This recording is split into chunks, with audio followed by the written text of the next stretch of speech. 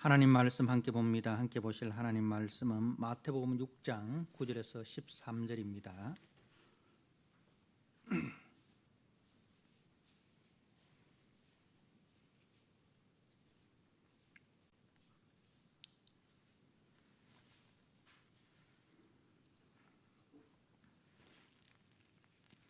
마태복음 6장 9절에서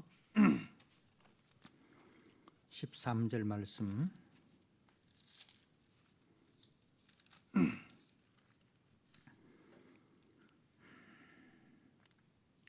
그러므로 너희는 이렇게 기도하라. 하늘에 계신 우리 아버지여, 이름이 거룩히 여김을 받으시오며 나라가 임하시오며 뜻이 하늘에서 이루어진 것 같이 땅에서도 이루어지이다. 오늘 우리에게 일용할 양식을 주시옵고 우리가 우리에게 죄 지은 자를 사하여 준 것 같이 우리 죄를 사하여 주시옵고 우리를 시험에 들게 하지 마시옵고 다만 악에서 구하옵소서. 나라와 권세와 영광이 아버지께 영원히 있사옵나이다. 아멘.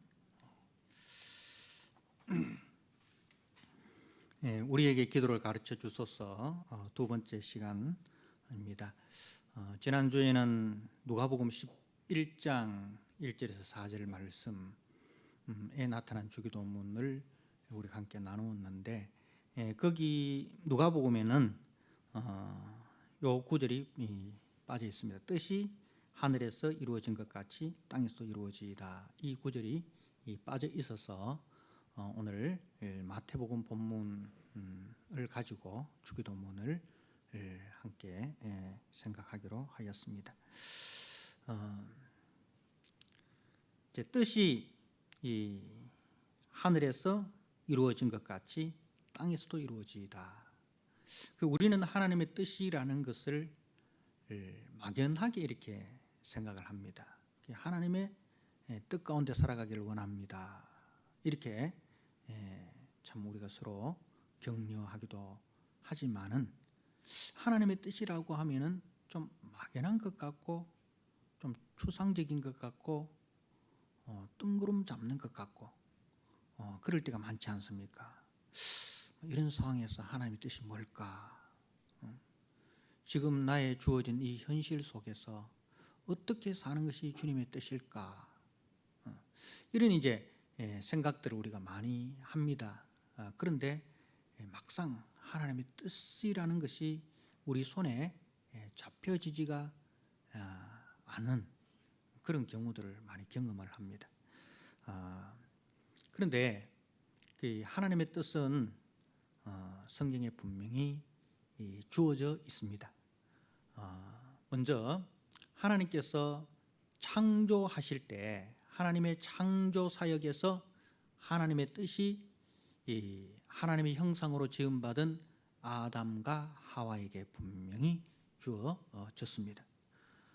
그리고 하나님께서 자기 백성 이스라엘을 구원하여서 이제 시내산에서 모세를 통하여 십계명을 주실 때에 하나님의 그 구원 사역 속에서도 하나님의 뜻이 분명히 주어져 있습니다.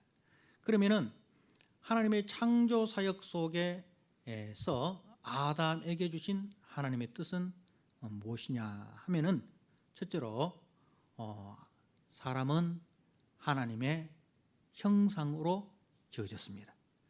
다른 모든 피조물들은 하나님의 형상이 아니고 유일하게 아담만 하나님의 형상입니다. 그래서 하나님의 형상이라는 것은 하나님을 닮았다는 것이죠. 하나님의 대리자라는 뜻입니다. 하나님의 대리자. 그래서 하나님을 인격적으로 닮아서 하나님을 인격적으로 닮아서 하나님의 대리자가 되어 이 땅을 살아가는 존재가 되는 것, 그것이 하나님의 뜻입니다. 그래서 하나님의 형상으로 지음받았기 때문에 하나님을 예배해야 합니다. 모든 만물을 창조하시고 그 모든 만물을 우리에게 선물로 은혜로 주시고 또 그 하나님이 친히 우리의 코에 생기를 불어넣어서 하나님과 교제할 수 있는 존재로 지음받은 그것에 대해서 우리가 하나님을 더 깊이 알고 또 하나님을 더 깊이 우리가 이제 섬기며 또 하나님을 사랑하며 하나님을 예배하는 것. 그래서 우리를 통하여 하나님의 이름이 이 땅에서 존귀함을 받게 하는 것. 그것이 이 하나님을 향한 우리의 뜻입니다. 자, 두 번째로는 하나님께서 아담을 지으시고 그다음에 아담의 갈비뼈로 하와를 지어주셨는데 그 하와의 역할은 뭐냐면은 아담의 돕는 배필이었습니다.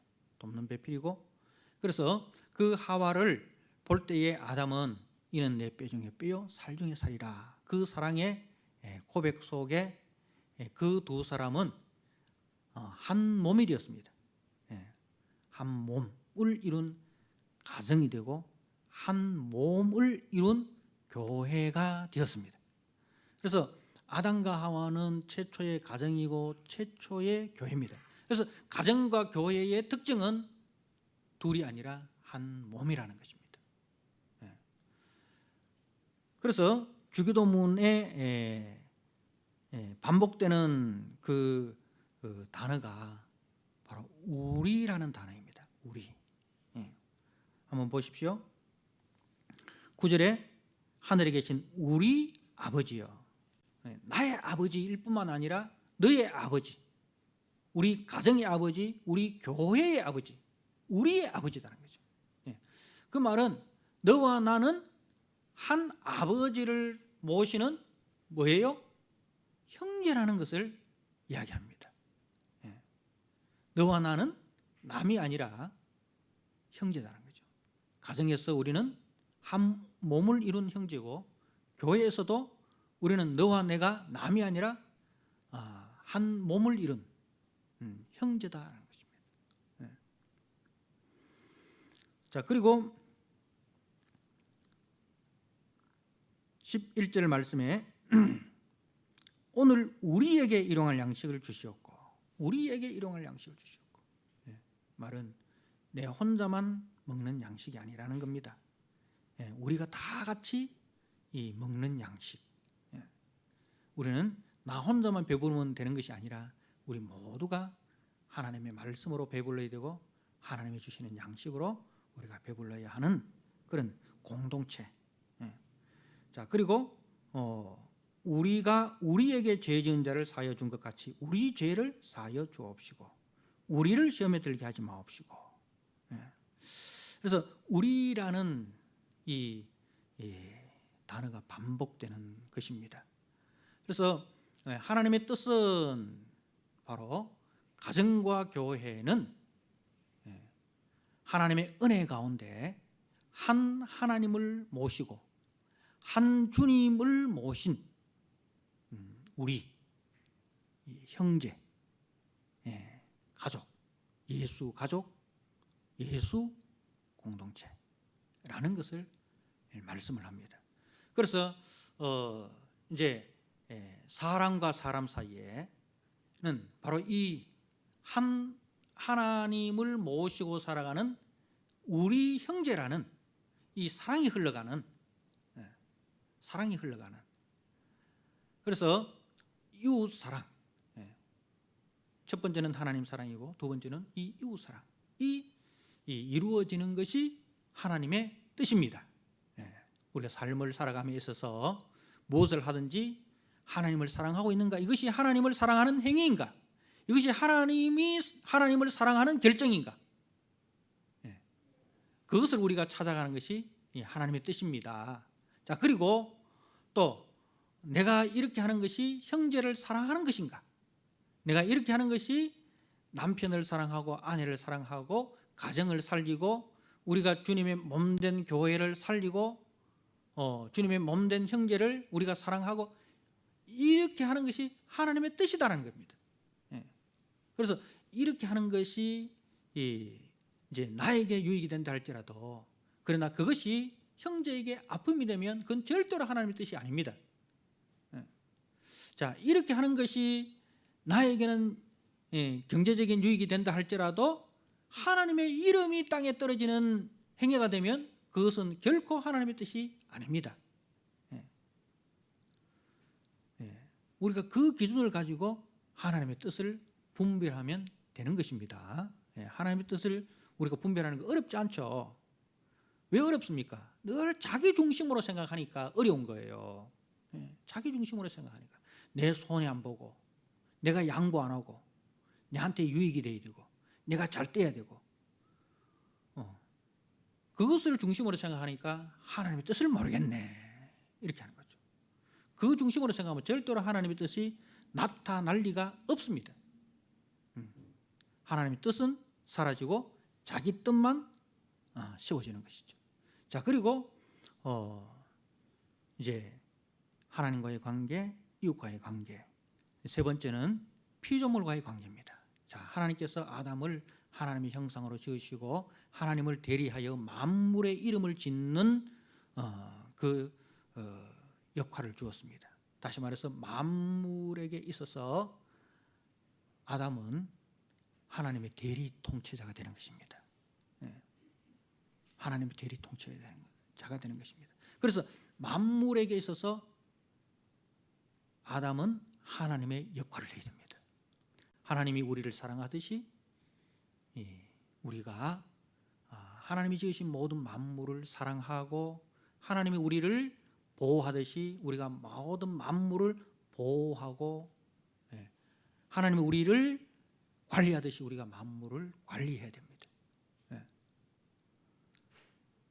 그것이 피조물을 향한 우리의 하나님의 뜻입니다.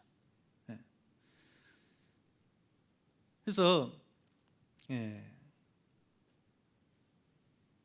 이제 인간이 범죄함으로 자, 이 세 가지 관계가 다 깨져 버렸습니다.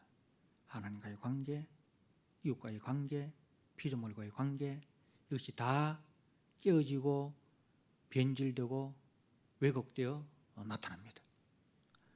그 관계가 깨어진 자리에는 누구만 있습니까? 자신만 있습니다. 자기가 중심입니다. 하나님과의 관계에서도 자기가 중심입니다. 내한테 도움이 되지 않는 하나님 필요 없어. 나의 목적을 위해서 수단으로 하나님을 섬기는 것. 그걸 가지고 뭐라고 합니까? 우상 숭배라고 합니다. 하나님을 섬기되 우상을 숭배하듯이 섬기는 것. 그래서 내 기도 안 들어주는 하나님, 내 뜻 안 이루어주는 하나님, 내 소원 안 들어주는 하나님, 그런 하나님 필요 없어. 그게 이제 인간이 타락한 것입니다.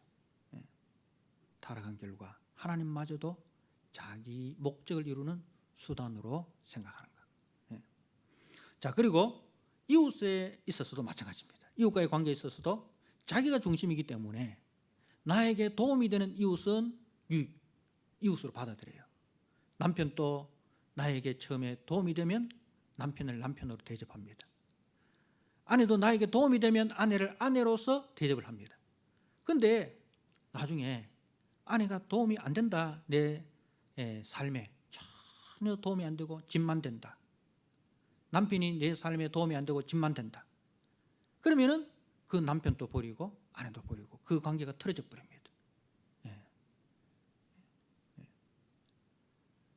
왜 그렇습니까? 자기 중심이라는 거죠. 그게 인간이 타락하고 나타난 결과입니다. 자, 그리고 피조물에 대해서도 인간이 범죄하고 난 이후에 하나님에 대해서 눈이 멀어서 피조물을 하나님의 자리에 올려놓고 섬깁니다. 달에게, 해에게, 바다에게, 강에게, 바위에게, 그걸 하나님 자리에 올려놓고 섬깁니다. 자, 그리고 또 자연을 함께 공존해야 될 대상이 아니라 내 유익을 위해서 얼마든지 파괴할 수 있는 것으로 생각을 합니다. 그래서 우리에게 도움이 된다면 산을 깎고 바다를 메우고 나무를 다 베어버리고 그리고 땅을 파고 무자비한 개발이라는 이름으로 훼손을 합니다. 그 결과가 무엇입니까? 그 결과가 오늘날 이제 기후변화, 그죠? 기후변화.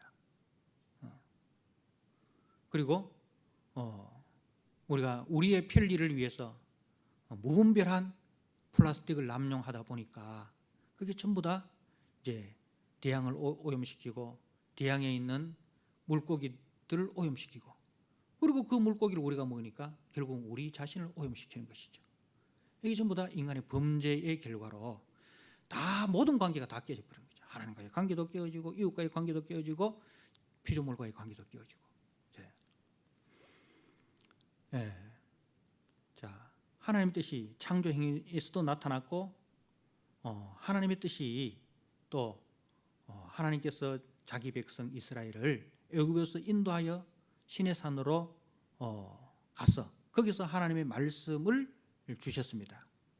그것을 우리는 십계명을 대표하는 율법이라고 하죠. 그 율법에 십계명에 있어서 1계명에서 4계명까지는 하나님을 사랑하라, 그죠? 그리고 5계명에서부터 10계명까지는 내 이웃을 내 몸과 같이 사랑하라, 다 들어있죠. 자, 그리고 그 속에 또 뭐가 있느냐?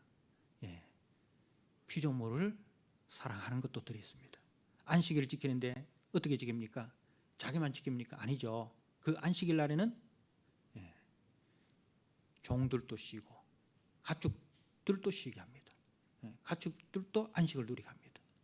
자, 그리고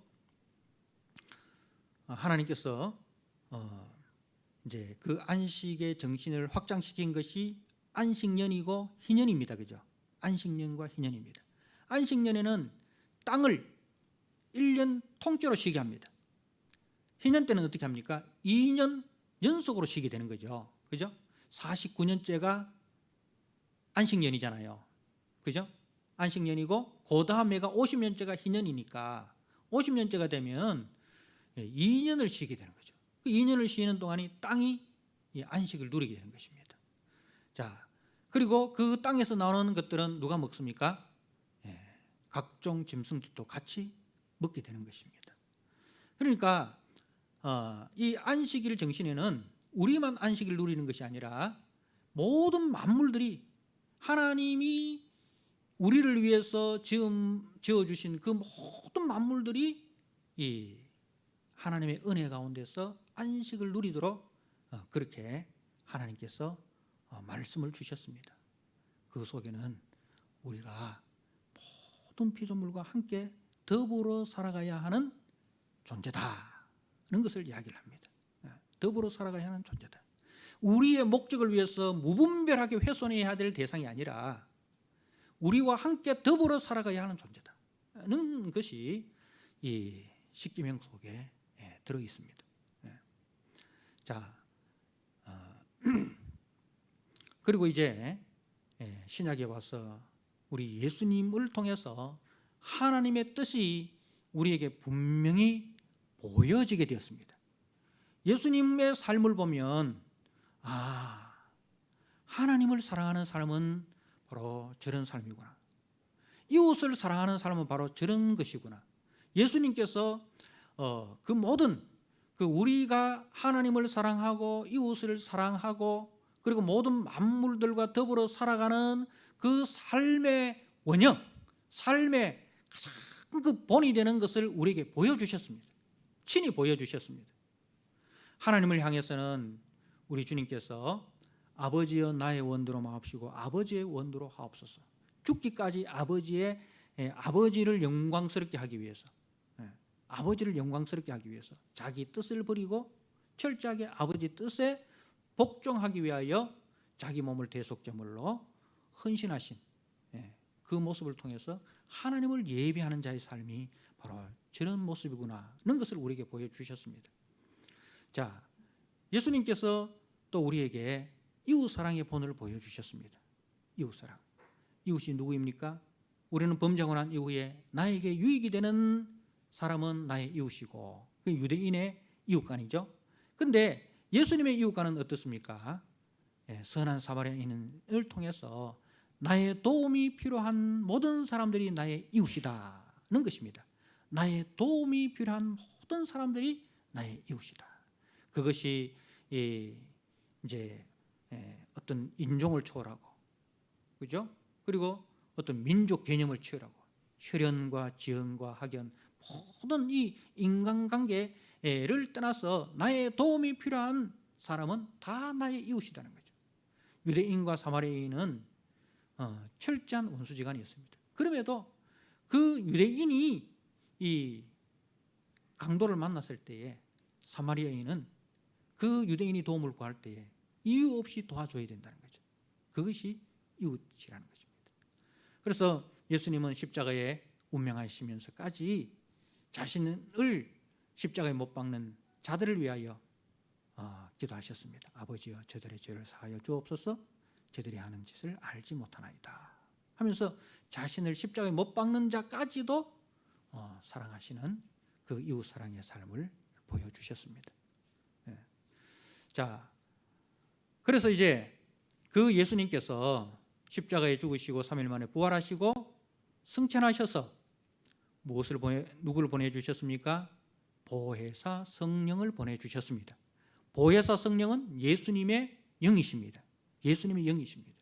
그래서 공생애는 예수님께서 육체를 가지고 계셨기 때문에 시간과 공간의 한계가 있지만은, 그러나 성령으로 오신 그 하나님은 시간을 초월하시고 공간을 초월해서 우리와 함께 하십니다. 그래서 성령을 통해서 세워진 것이 그리스도의 몸인 교회입니다. 그리스도의 몸인 교회입니다. 그래서 교회의 머리는 그리스도시고 우리는 그리스도의 몸의 지체로서 한 공동체가 된 것입니다. 그래서 사도행전은 전도하는 이야기가 아닙니다. 사도행전은 전도하는 이야기가 아닙니다. 사도행전은 성령으로 살아가기입니다. 사도행전의 중심은 오직 성령이 너희에게 마시면 너희가 권능을 받고 예루살렘과 온 유대와 사마리아 땅끝까지 이르러 내 증인이 되리라 했죠. 그러니 사도행전은 전도하는 이야기구나 라고 우리가 쉽게 생각을 하는데, 사도행전은 전도하는 이야기가 아니고 성령 안에서 살아가는 이야기입니다. 성령 안에서 살아가는 그 결과로서 뭐가 이루어집니까? 전도가 이루어지는 거예요. 성령 안에서 살아가는 그 성령의 열매로 뭐가 맺혀집니까? 전도의 열매가 맺어지는 거예요. 전도는 결과물이에요. 결과물. 뭐의 결과물입니까? 성령 안에서 살아가는 결과물입니다. 그래서 우리 한국 교회가 80년대, 90년대에 들어서면서 이제 제자훈련이라는 운동이 일어났습니다. 선교단체를 통해서, 그리고 교회에서는 옥하는 목사님을 중심으로 한 제자훈련이 이제 일어납니다. 그러면서 이제 그 한국교회 전도 폭발이 막 일어나는 거예요. 전도 폭발이 일어났는데,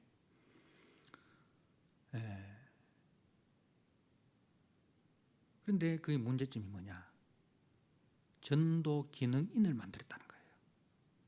진짜 예수님의 제자를 만든 게 아니고, 예수님의 제자를 만드는 게 아니고 전도하는 기능인을 만드는 거예요.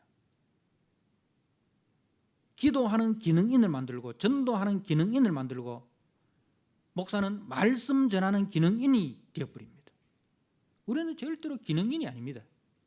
예수님은 어떤 전도 기능인을 만드신 게 아니에요. 성령 안에서 살아가는 사람을 세우신 거예요. 성령 안에서 살아가는 그 사람을 주님께서는 세우십니다.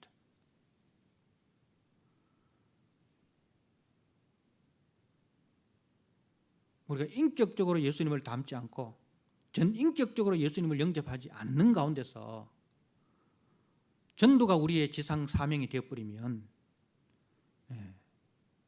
이거는 왜곡된 복음이 됩니다. 왜곡된 복음이 됩니다. 전도입니다. 도라는 것은 길이 아닙니까? 길은 우리가 너와 내가 함께 걸어가는 길입니다. 너와 내가 함께 걸어가는 길이에요. 함께 걸어가는 거예요. 삶이라는 거예요. 예. 우리는 도를 전한다의 목적이 있는데, 도는 전하는 것도 중요하지만 도는 우리가 함께 걸어가는 것, 함께 행하는 것이에요. 그러니까 우리가 우리 안에 거하시는 성령의 인도하심을 따라서 살아가는 그 삶을 외면한 채 사역일을 전하는 방법을 배우고 설교하는 방법을 배우고 그 방법을 먼저 배워버렸어요. 그리고 전도는 잘하는데 그 내가 전도한 그 전도 대상자에게 그 하나님의 뜻, 하나님을 예배하는 삶, 이웃을 사랑하는 삶, 그리고 모든 피조물과 더불어 살아가는 그 삶을 우리가 보여주지 못하는 거예요. 그건 보여주지 못하는 거예요. 네. 그러다 보니까 그 사람들이 그러한 하나님의 뜻 가운데 살아가는 삶을 본 적도 없고 배운 적도 없다 보니까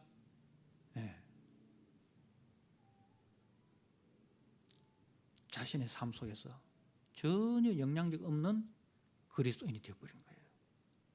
자, 우리가 성령 안에서 살아가는 그 삶이 뭔지 이 골로새서 3장 말씀을 한번 보도록 하겠습니다.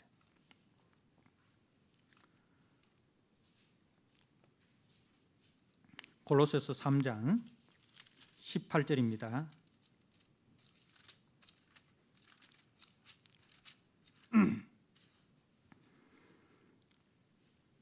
골로새서 3장 18절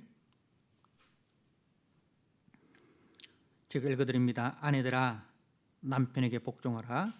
이는 주 안에서 마땅하니라. 남편들아 아내를 사랑하며 괴롭게 하지 말라. 자녀들아 모든 일에 부모에게 순종하라. 이는 주 안에서 기쁘게 하는 것이니라. 아비들아 너희 자녀를 노엽게 하지 말지니 낙심할까 함이라. 종들아 모든 일에 육신의 상전들에게 순종하되 사람을 기쁘게 하는 자와 같이 눈가림만 하지 말고 오직 주를 두려워하여 성실한 마음으로 하라. 무슨 일을 하든지 마음을 다하여 주께 하듯 하고 사람에게 하듯 하지 말라. 그리고 4장 1절입니다. 상전들아 의와 공평을 종들에게 베풀지니 너희에게도 하늘의 상전이 계심을 알지어다. 여러분, 이게 하나님의 뜻입니다. 우리를 향하신 하나님의 뜻입니다. 우리 가정 속에서 어떻게 하는 것이 하나님의 뜻입니까? 우리 직장 속에서 어떻게 하는 것이 하나님의 뜻입니까? 우리의 모든 대인관계 속에서 어떻게 하는 것이 하나님의 뜻입니까? 여러분 모르십니까? 이 말씀을 읽으십시오. 그리고 이 말씀에 순종하십시오. 네. 하나님의 뜻은 분명히 나타나 있습니다. 하나님의 뜻을 멀리서 찾으려고 하지 마십시오. 말씀 속에 하나님의 뜻이 분명히 나타나 있습니다. 문제는 내가 순종하려고 하는 의지가 없다는 거예요. 하나님의 뜻을 철저하게 자기 중심적으로 자기 잘 되는 것으로 자기에게 유익이 되는 것으로 그것을 하나님의 뜻을 생각하기 때문에 하나님의 뜻이 늘 헷갈리는 거예요. 늘 혼미한 거예요. 그러나 우리가 하나님의 뜻에 순종하려고 하는 마음을 가지고 성경을 읽으면 성경 모든 말씀 속에서 하나님의 뜻이 분명히 나타나 있다는 사실입니다. 그래서 하나님의 뜻은 바로 삶의 예비자로 우리가 나타나는 것입니다. 우리의 삶 속에서 아버지 되신 하나님의 인격을 담고 그 아버지 되신 하나님의 성품을 우리가 배우고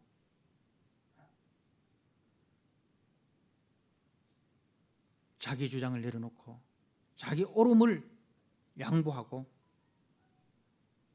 손해보고 안 맞아도 우리가 함께 이해하고 함께 걸어가고 함께 살아가고, 이게 영적 실력자입니다. 이게 영적 실력자입니다. 예. 예. 여러분, 결혼해서 살면서 늘 한마음 한뜻이 됩니까? 안 되잖아요. 그럼에도 불구하고 우리는 어떻게 해야 됩니까? 성령 안에서 우리가 함께 살아가야 돼요. 내 주장을 내려놓고 내 옳음을 내려놓고, 예. 불편하지만은 들어주고, 성질나지만은 참고 기다려주고, 예. 이것이 우리를 향하신 가정 속에서의 하나님의 뜻입니다. 여러분, 교회가 다 천사들만 모였습니까? 내가 천사가 아닌데 어떻게 천사만 모이기를 기대합니까? 예. 교회에도, 예, 상처를 주는 사람이 많습니다. 말로 상처 주고 행동으로 상처 주고, 예, 그런 분들이 있어요. 또 선한 사람이라 할지라도 한 번씩 그렇게 또 상처를 줄 때가 있습니다. 자신도 모르게. 예. 왜? 우리가 다 연약하기 때문에. 나는 선한 뜻으로 했는데, 난 선한 뜻으로 말했는데 받아들이는 사람이 그것을 왜곡해서 상처로 받아들이는 경우도 있어요. 예. 참 그때는 참 억울하죠. 나는 그런 뜻으로 얘기를 안 했는데 받아들이는 사람이 자기가 컨디션이 나빠가지고 그런 쪽으로 받아들였다는 거죠. 예. 그 교회도 우리가 다 상처를 주기도 하고 받기도 하는 거예요. 예. 그럼에도 불구하고 우리가 어떻게 됩니까? 예. 함께 살아가야 돼요. 그럼에도 불구하고 그 사람을 용납하고 그 사람을 이해하고, 평소에는 그렇지 않은데 그분이 왜 그랬을까? 그분이 조금 기분이 언짢은 일이 있었겠지. 아니면 내가 잘못 들었겠지. 내가 오해했겠지. 예. 상대방을 탓하기보다, 예, 상대방을 이해하려고 하고, 예. 그것이 성령 안에서 살아가기입니다. 예. 그것이 우리 교회를 향하신 하나님의 뜻입니다. 자, 그렇게 할 때에 우리가 뭐가 됩니까? 은혜의 통로가 되는 거예요. 우리 가정이 하나님의 은혜가 흘러가는 통로가 되는 거예요. 우리 교회가 세상 속으로 하나님의 은혜를 흘러보내는 통로가 되는 거예요. 그 일을 위해서 하나님께서 우리를 세우셨다는 것입니다. 여러분, 우리가 몇 년 전에 서울 양화진 선교사 묘역을 탐방한 적이 있습니다. 그죠? 예, 비 오는 날이었죠. 예. 그 선교사, 양화진 선교사 묘역에 185기의 묘역이 있습니다. 145기의 묘역이 있습니다. 근데 그 묘비명을 읽어보면 하나같이, 예, 그분들은 조선을 사랑한 사람입니다. 조선 사람보다 조선을 더 사랑한 사람. 그래서 헐버트 같은 그 선교사님은 죽어서까지 자기 나라가 아니라 이 조선에 묻히기를 원했습니다.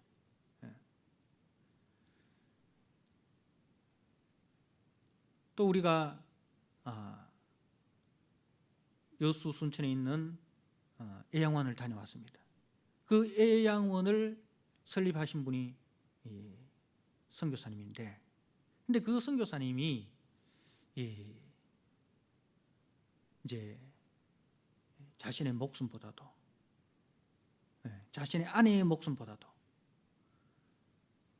문둥병이 들려서 그 가족들로부터 버림받아 갈 데 없는, 그래서 모든 사람들로부터 손가락질을 당하고 돌팔매질을 당하는, 그래서 죽어가는 그 한 여인을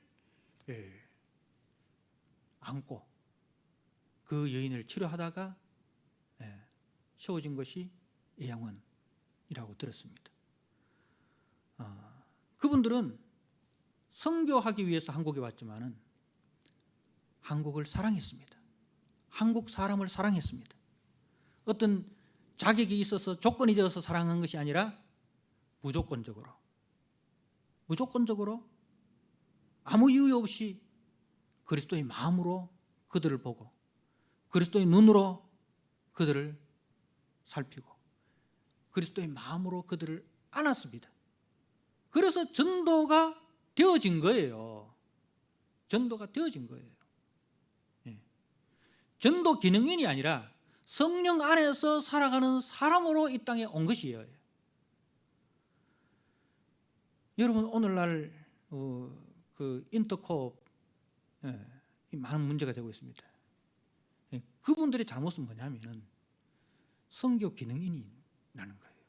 선교를 위해서는 가정도 버려도 된다. 선교를 위해서는 남편도 버려도 된다. 그렇게 가르쳐요. 굉장히 공격적으로 선교합니다. 선교 일정은 대단해요.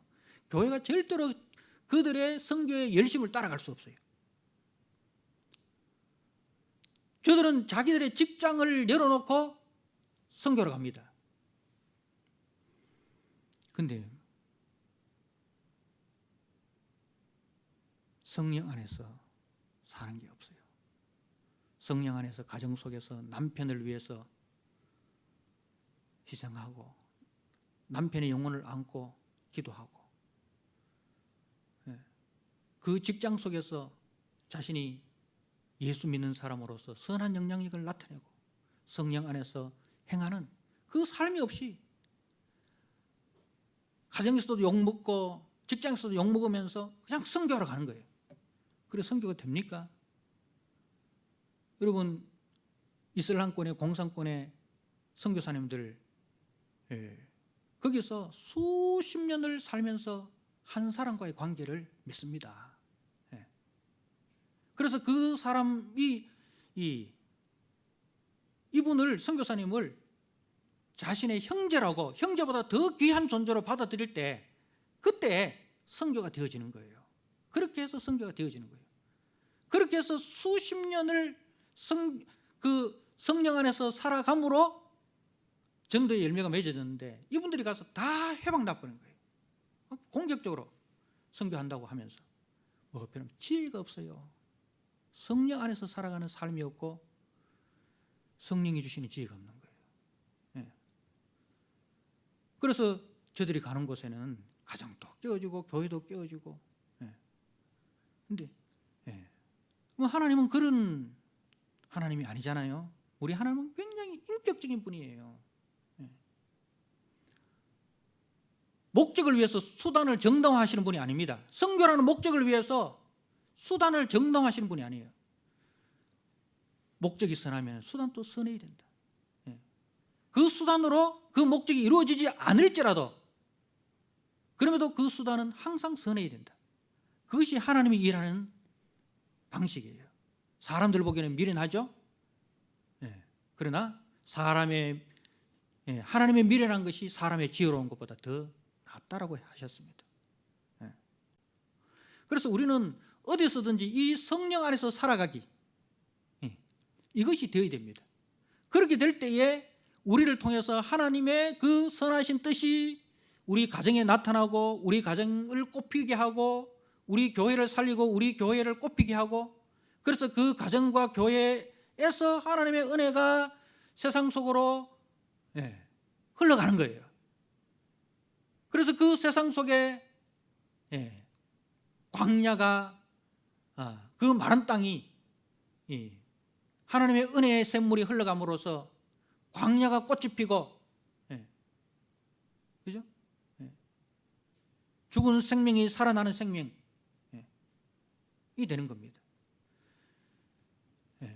여러분 만약에 우리 속에 이 하나님의 은혜가 흘러가지 못하면 그 은혜는 죽은 은혜예요.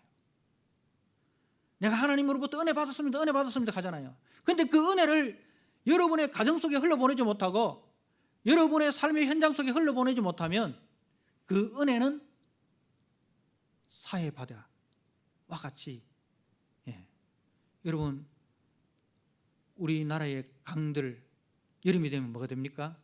흘러가지 못해서 록도라떼가 되잖아요. 그죠? 예. 우리 속에 있는 하나님의 은혜가, 나는 말씀 보고 은혜 받고 기도하다가 은혜 받고 뭐 해가 은혜 받았다 하는데, 그 은혜가 여러분의 남편에게, 여러분의 아내에게, 여러분의 자녀에게, 여러분의 가정 속으로, 여러분의 직장의 동료들에게 흘러가지 못하고 여러분들만 그 은혜를 붙들고 있다면 그 은혜는 썩은 은혜가 되는 거예요. 그 은혜는 아무도 먹지 못하는 록조라떼가 되는 거예요. 예. 우리가 누가복음 15장에 보면 맏아들의 은혜가 그 은혜예요. 맏아들이 받은 은혜는 바로 흘러가지 않는 은혜예요. 그래서 그 은혜는 자기도 죽고 아버지의 마음도 상하게 하고 동생도 또 죽이는 은혜가 됩니다. 누가복음 15장 말씀을 한번 보도록 하겠습니다. 누가복음 15장에 탕자가 돌아왔습니다. 그런데 아버지의 마음은 뭐예요? 아버지는 그 아들을 어떻게 여깁니까? 15장 20절에 이에 일어나서 아버지께로 돌아가니라. 아직도 거리가 먼데 아버지가 그를 보고 측은히 여겨 달려가 목을 안고 입을 맞추니. 측은히 여겨, 불쌍히 여기란 말입니다. 우리가 누가복음 10장에 강도 만난 이웃에 대해서 선한 사마리인이 어떤 마음이면 불쌍히 여겨라죠. 바로 이 불쌍히 여기는 거예요. 예. 아버지의 마음은, 우리 주님의 마음은 우리를 향해서 아버지를 반역하고 아버지의 재산을 다 탕진한 불효막심한 아들이지만, 그런데 아버지는 어떤 마음입니까? 섭섭한 마음이 아니라 불쌍히 여기는 마음입니다. 그런데 이 형의 마음에는 그게 아버지의 마음이 없어요. 자, 이 형이요,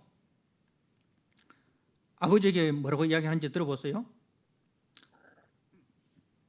30절에 아버지의 살림을 창녀들과 함께 삼켜버린 이 아들이 돌아오매 이를 위하여 살찐 송아지를 잡으셨나이다.